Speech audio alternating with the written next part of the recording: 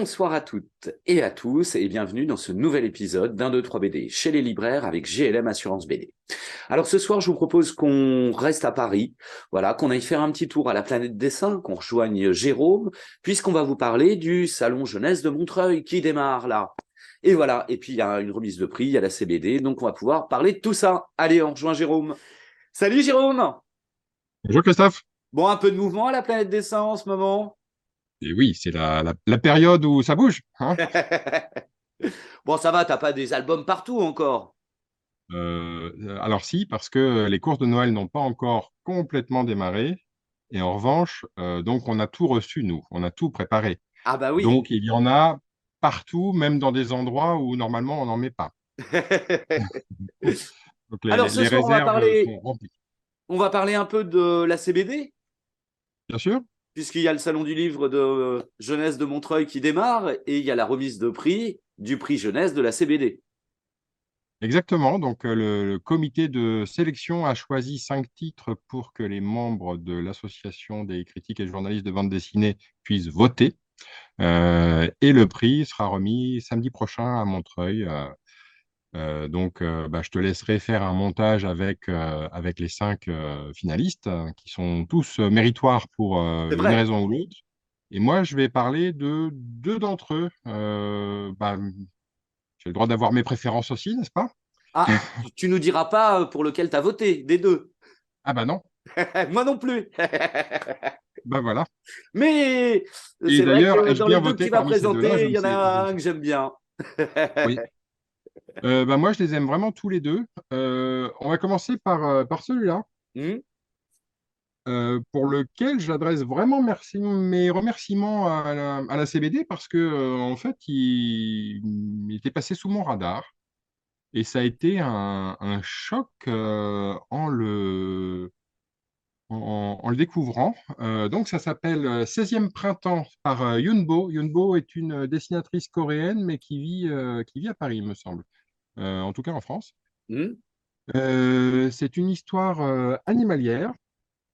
Et nous avons alors, c'est très dur au départ, mais c'est un album qui fait grandir. On a une petite renarde qui, le jour de l'anniversaire de ses 5 ans, euh, la fête est gâchée parce que le couple que forment ses parents explose en éclats et ne se refera jamais. Et évidemment, elle a une certaine culpabilité. Elle se demande si c'est à cause d'elle. Et elle est confiée par son père au grand-père et à sa tante. Hmm. Le problème, c'est que le grand-père, il est trop vieux pour désormais élever des enfants. La tante euh, a 40 ans passés, elle croit encore au prince charmant qui va venir l'enlever sur son blanc destrier, etc. Donc, tous les deux, ils sont pas complètement armés, ils sont démunis pour élever cette gamine. Et on va la voir de 5 à 16 ans, vivre, survivre, prendre son indépendance. Et elle sera sauvée quand même un peu par son amitié avec un autre personnage singulier. Alors, je montre un peu les dessins, Hmm. mais je te fais J'en confiance passerai, aussi bien pour faire sûr. un Hmm. beau montage. Donc, il y a un personnage, une poule qui a eu l'idée saugrenue de vivre dans un village de renards. Alors, évidemment, c'est une métaphore de l'étranger. Hmm. Euh, L'étranger n'est jamais le bienvenu, hein, bien Et sûr. non, oui, une poule dans un village de renards, effectivement, c'est un peu compliqué. Voilà. Eh ben, n'empêche que c'est cette poule qui va servir d'ami, de figure tutélaire à notre petite renarde, qui va l'aider à grandir. Et c'est sur leur amitié qu'on va suivre. Et c'est magnifique. Voilà. Oui, oui, en traitant des C'est sujets extrêmement bouleversant. difficiles, effectivement, belle histoire, ça. Alors, le deuxième album, Jérôme?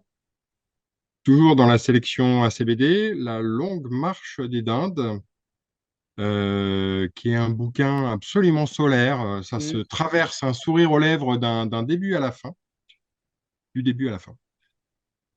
Alors, c'est un garçon pas très fort à l'école. Il a redoublé plusieurs classes, etc. Et puis un matin, sa maîtresse lui dit, bah, écoute, j'ai beaucoup d'affection pour toi, hein, ça fait des années qu'on se côtoie.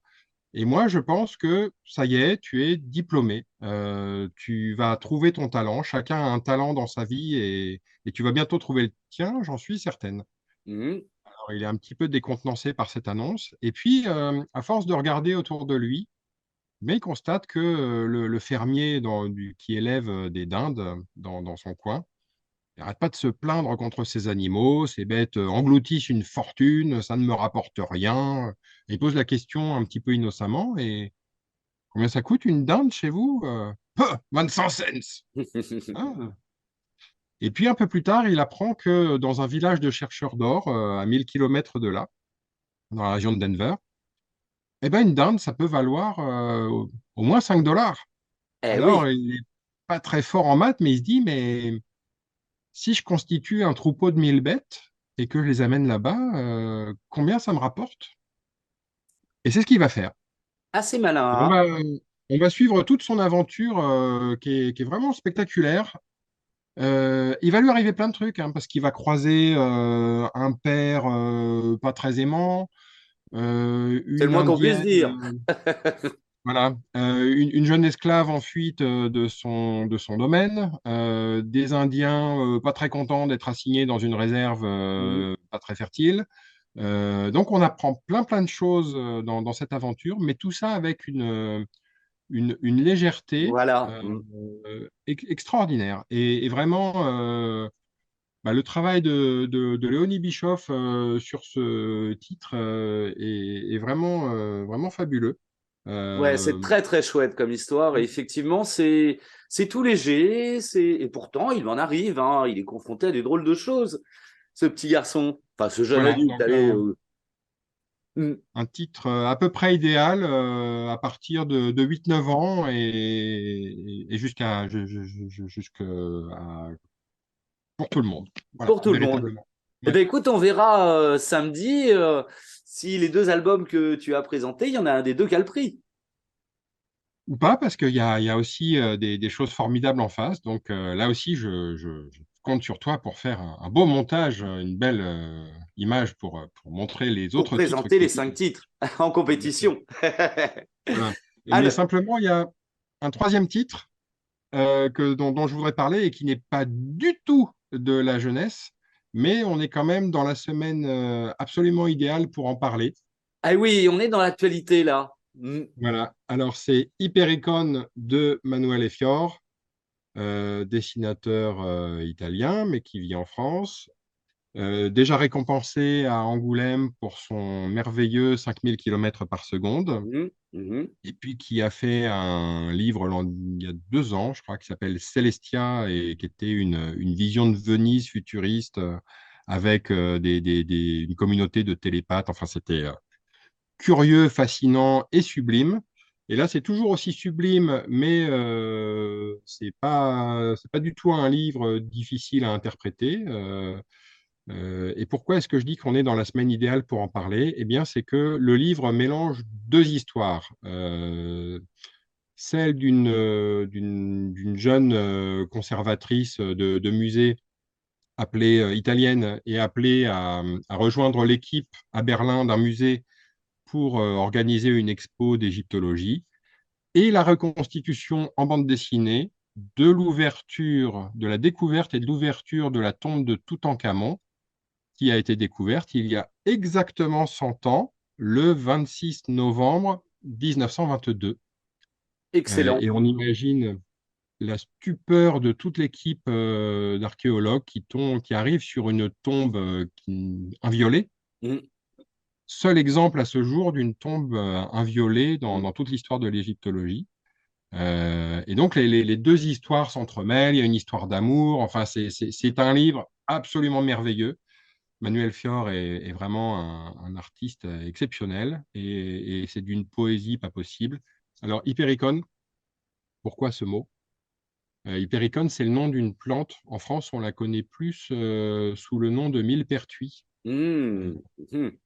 Il se trouve que sur la tombe de Toutankhamon, une couronne de fleurs séchées de millepertuis a été trouvée. Et c'est une fleur qui va avoir aussi son importance dans l'époque contemporaine.